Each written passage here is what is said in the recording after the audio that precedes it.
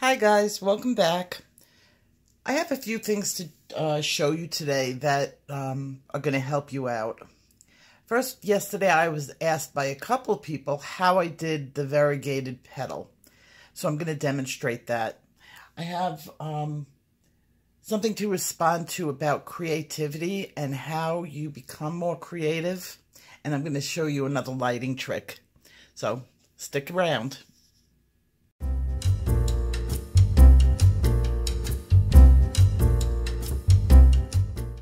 Okay, the first thing I'm going to talk about today is a response to Gail Ducrest.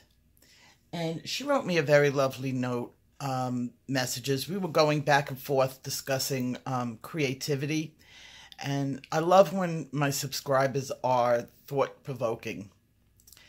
And in something she said really hit me in the heart.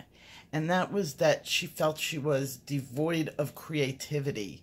Or devoid of, what did she say exactly? Not to copy some. Devoid of ideas. Oh my God. And that just struck my heart, that there would be somebody out there that really believes that. You're not devoid of ideas. Not at all. You had the idea of coming here. You have a desire to pick up the pencil. It means you've got a creative side, but it's now your turn to unlock it. And sometimes that... Okay, let's see how I do it. If I am trying really, really, really hard, I'm like, oh my God, I have to get a video done. I don't know what to do. It's so boring, this and that. And I'm like, like a little bit of a creative block. It happens to everybody. I usually go and do something else. I'll go cook a big meal for my family. I'll clean something. I'll do some of the other things that I do around the house. I'll watch a movie. Once I stop thinking about it and harping on it, and even if it takes a day or two, because my creative block doesn't last anything more than that, all of a sudden you'll see that it'll hit you. An idea will hit you. And then I write it down because I have a fleeting brain and I can get an idea in my head and 20 minutes later the idea is gone. You do have an artistic side. What you might not have is the technical skills or been shown step by step how to do a leaf, how to do a petal, how to color skin, the how-to. Think of Beethoven. If somebody didn't give him a piano and teach him what the notes were, at some point in time, he had to have had an instructor. It's very rare, maybe the autistic savants can do it. You have to have some sort of instruction. Lay down the foundation, and then you take off. So, no, honey, you're not devoid of ideas or creativities. Stick around, and I will give you the technical skills. I'll show you where the shading goes, where the highlights go, how to do texture. I'll teach that to you, and I guarantee, I promise, it will spark your creativity. Experience. I wanted to say that I picked up a colored pencil 2 years ago. It's not that much amount of time. I had a background in art. I will admit that maybe somebody has never gone to art school. I did have a background in sketching, but I was graphite, black and white. That's all I ever picked up. I didn't pick up the colored pencils until way, way later in my life. Because first of all, back when I went to art school, a colored pencil set by Prismacolor was about $300.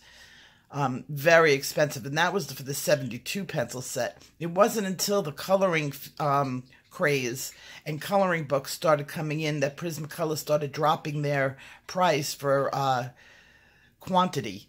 And they realized, they would make much more money on it. So stick around, and I promise we will get that creativity out of you.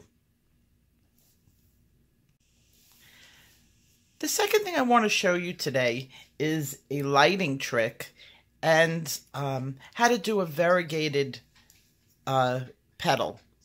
One of the people that I do private lessons had asked me specifically, because they saw my picture, like, how did you do that? So I'm going to go back now and I'm going to show you exactly what I was doing. This is kind of a fun petal to do, and it's not that hard. So I did one in this picture that I had finished. I had showed the video on this. And then I did a modified one, like a softer one in this picture. This is how much I'm going. See, it goes slowly. I only finished the outside yesterday. It takes time. Layer and layer and layer. So I started, during the class, my private lesson, I started demonstrating how I did it step by step. And I'm going to do that for you here today. I'm working with the colors that I was working with before, and that's powder blue, true blue, and cerulean blue. So we're going to put this aside. I'm going to start with, I'm also going to be using indigo. I use indigo a lot. So we're going to put the indigo on my 4 pencils. I'm going to take the mid-range one. Remember, everything has 3. And on this petal, I'm going to do a long tapered stroke. Now, that was the stroke that I showed you for doing hair. Remember when you put your pencil on the paper and then lift it up. And lift it like a C. And what you're going to do is get that hair-like pointed tip on the end of the stroke. It's not going to be a blunt cut-off tip. So here we go. I'm going down, down, down, down. One direction only. And I'm going to do just a couple of strokes. Then I'm going to move on to my light one. Use a sharp pencil. Sorry for the noise. Stroke, stroke, stroke, stroke, stroke. And then I'm going to move on to the darker blue. Stroke, stroke, stroke, stroke. And then I'm going to move on to the indigo.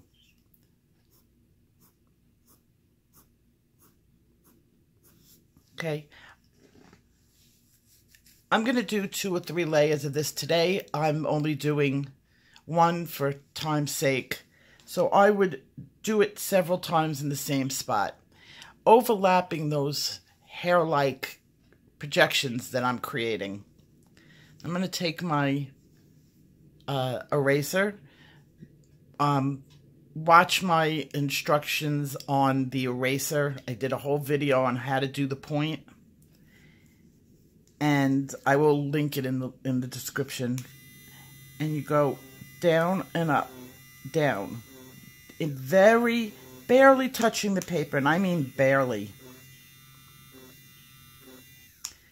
Sometimes I leave this step for the end when I fill up, you know, the areas that I want, so that I know exactly how much I'm going to take off. Once I take it off, you always leave a little bit still on the paper. Only tap the paper very lightly in the same motion as those hair-like strokes from the tapered stroke, but you're using the eraser. Then I'm going to go back and I'm going to do it again into the areas that have a little bit of colored wax, but not much. And see?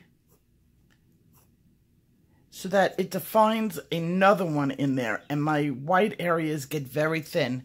And if you keep going on this, you're going to end up with that variegated leaf that I had, the variegated petal, which this could, if I was using greens, you could do this with with for a leaf also, it works. So I hope this is your tip for today. And I have one more really good one. Okay, remember my student that I did the critique on? You should see how well she's doing. I can't wait to show off her work again. She's leaps and bounds of what she's doing. I'm so proud of her. But one issue that she had, and this is so common, is which direction to put the light line. And she sort of put it in a little bit haphazard. Didn't ruin her picture. We corrected it. It's going to look great by the end of the week. She's working on something really nice.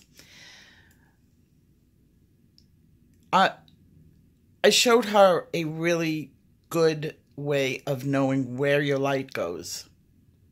So you say you have a ball or an object. Where's the ball I usually use?